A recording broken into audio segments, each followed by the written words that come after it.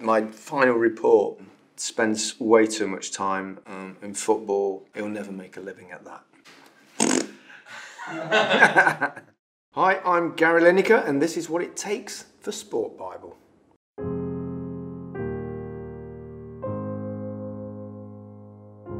Let's have a look. That's me as a very young boy with goofy teeth and sticky out ears. My childhood was actually stable, loving parents, supportive of my football. Growing up really was just, from my memory, just playing sport, like cricket in the summer, football all winter. I was so obsessed with sport, cricket, and particularly football, that my final report from my head master said, spends way too much time in football. He'll never make a living at that.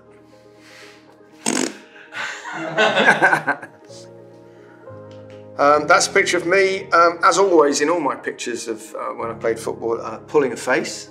You know, playing for your local team is so important. I think the difficulty of playing for your local team is that perhaps it matters too much because it's difficult to leave. I was 24, I think, by the time I left Leicester, but I had to make that decision, which was probably the hardest I've had to make in my whole career. I've thought about it loads of times about why why I made it to the very top and other players didn't, and other players had more talent.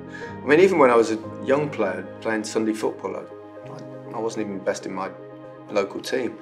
I think it's just that I had lots of things came together. Obviously I had an inkling of how to score goals. I had incredible mental strength. I think that's the most important thing I had. Nothing kind of affected me. I had great drive, great ambition.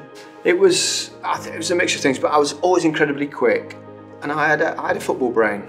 I kind of worked out how to score goals. I worked out how to attack space, how to gamble, and to make those opportunities count. So there are all sorts of different things that need to come together to culminate in creating a player that can play at the very top, and I was lucky enough to have them. And luck plays a part as well. I think it's very important to say that you need a lot of luck. Next photo. This was obviously the World Cup that changed my life. This kind of put me onto the world stage, winning the Golden Boot, and it was a life-changing experience. Didn't win the World Cup, you know, kind of a bit cheated out of it. You know, strengths, without bigging myself up too much, is that I could cope with the times when the ball wouldn't go in the net. So I think the longest period I ever went was 6 games. I think that's really, really important for a striker. You've got to have a calmness about you. As soon as you get uptight, you're going to start missing stuff, and thankfully I never had that.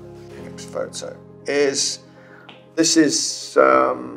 Barcelona. Mark Hughes, Terry Venables. Terry Venables was a coach at Barcelona at the time. We signed both Mark and myself pretty much on the same day. Magical time. No, it's just like the most fantastic club. It's mad, but it's huge, but it's vibrant, and it's just the best.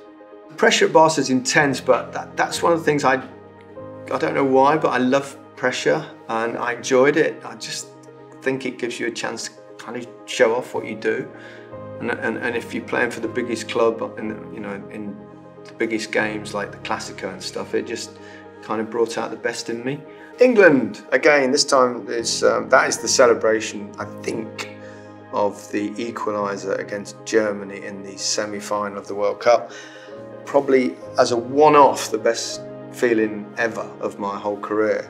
Obviously it didn't last much longer because we lost on penalties, so that close. It's the one game I think I look back and think, if only, the one. I remember having a conversation with Bobby Robson. I did a documentary with him, and he said exactly the same thing, that every now and again, almost every day, he thinks about that moment. It's not every day with me, but whenever I see a picture like that, it just reminds me of how close we were as a team from immortality, really.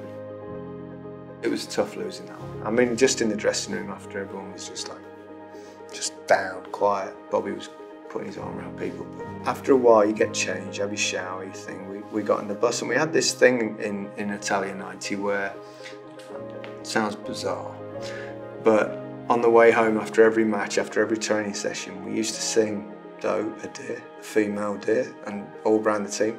Don't ask me why, I can't remember why it started, But anyway, obviously after the semi-final loss, we're all sitting on the bus and it's like quiet, and for the first time we were given a few beers, and we had a couple of beers, and eventually the bus starts to roll, and I think it was always either Gazza or Chris Waddle, or probably both. They started singing, and then gradually the whole team started joining in, and it was kind of a really odd but very special moment and very poignant, and yeah, it's something I've always remembered. Winning the FA Cup with Spurs. I think of all the things that have happened during my career, a lot of them were personal, like winning the Golden Boot and stuff like that, which is I mention occasionally. But this was actually the most special moment. I desperately wanted to win something important, and the FA Cup was massive in those days. I'm not sure motivations necessarily change as you get older, but I think what happens as your clock starts ticking towards the end of your career, if things have not worked out for you. I mean, I think I was runner-up in the league 4 times in my career, 3 times with Barcelona and once with Everton. And you start to wonder whether things are going to happen. If you've not won that many team prizes in your career, then the motivation to win one becomes greater. Last picture. It's me as a young boy again, and me with my boys, and one Lionel Messi, who obviously is my most special boy. It's been an amazing life. I kind of look back at it mainly and feel I've been blessed for some reason, which is weird because I don't believe in any of that stuff. But I've just been incredibly fortunate. I've got 4 lads now. They're all in their 20s. They're all grown up. We all have a good time together. I've had a remarkable life, really. Football's been unbelievably good to me, unbelievably good, and I just feel incredibly lucky.